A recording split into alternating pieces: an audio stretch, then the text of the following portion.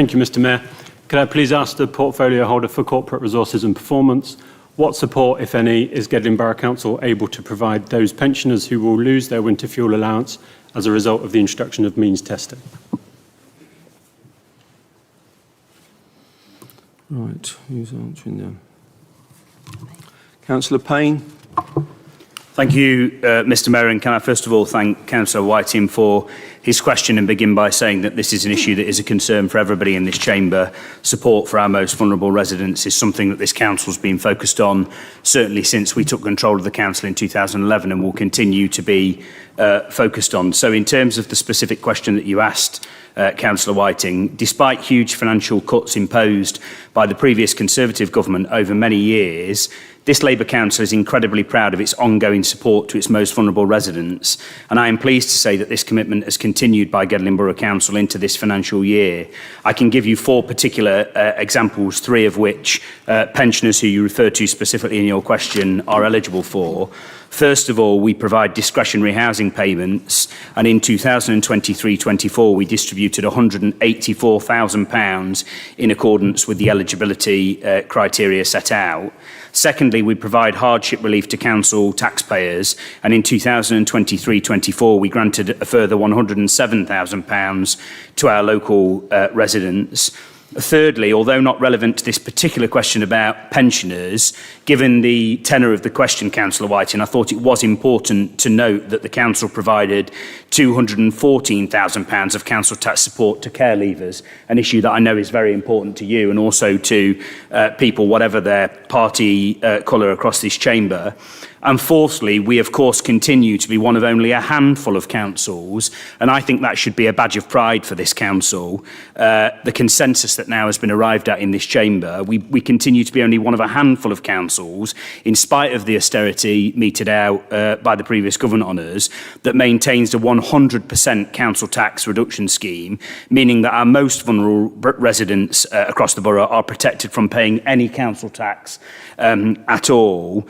The financial outlook, as you know, Councillor Whiting, better than anybody for the council, remains incredibly challenging, as it does for the country. But I'm sure I speak for everybody when I say that we will continue to do all we can as a council to maintain our support for our most vulnerable residents in future years. And at this juncture, I'll just finish by saying this. This council also has an incredibly important role to play in making sure that other forms of funding handed out by central government are levied to support the most vulnerable people who live here in the borough, even if we're not directly responsible. I know that's something that you've done in the past and will continue to do. So I hope, Councillor Whiting, that you'll join me, both as Deputy Leader of this Council, but also as Gedling's Member of Parliament, in pressing Nottinghamshire County Council to make sure that the extended Household Support Fund goes to the most vulnerable residents, including to those pensioners who now might be struggling this winter with either heating their own homes or paying for bills in terms of cost of living. It's absolutely critical. Nottinghamshire County Council has it within its gift to use that funding how it sees fit. Central government have taken the right decision, in my view, to extend that funding. A further £421 million is being put into county councils across England. Nottinghamshire's receiving a fair share of that. It's critical that the council leader and the cabinet at Nottinghamshire make sure that a fair share of that funding goes towards the most vulnerable pensioners here in Gedling Borough, and I hope you'll join me in pressing that case as they put together their scheme for this pot of funding. Thank you, Councillor Payne. Madam Mayor, Mr. Mayor, quite an important question from Councillor Whiting. I don't know, one, why there was chuntering when I was trying to respond in an even-handed way, and also what's funny about it. There's nothing funny about the Household Support Fund. There's nothing funny about pressing the case to the County Council. And if we are going to have a debate in this chamber about serious issues, it's beholden for people, whatever their party stripe, whatever their strong feelings as they come into the chamber tonight, to behave like adults. The residents of this borough deserve that. Thank you, Councillor. Thank you for that, Councillor Payne. Can I just remind the whole chamber that we are here to represent the residents of Gedling? And I expect a decent level of respect across the chamber. If I don't find that, I will pull you up personally on that behaviour. So please respect this chamber.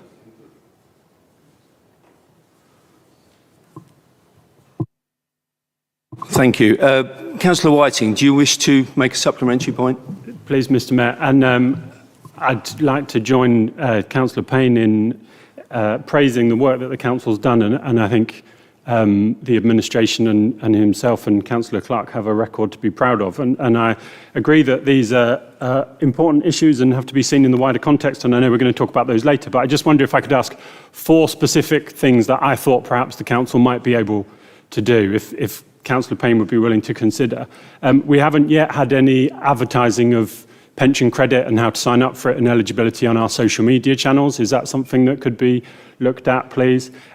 Is there any support that officers could give individual councillors to identify people within their wards who might be eligible but might be struggling to sign up, and is there any support we can give there? Are we able to advertise schemes for insulation for houses?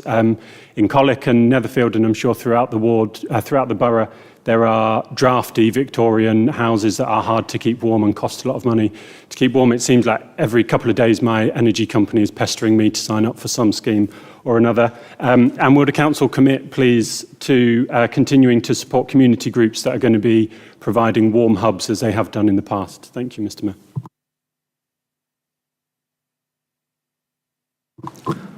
Thank you, Mr Mayor, and can I thank Councillor Whiting for his considered supplementary question.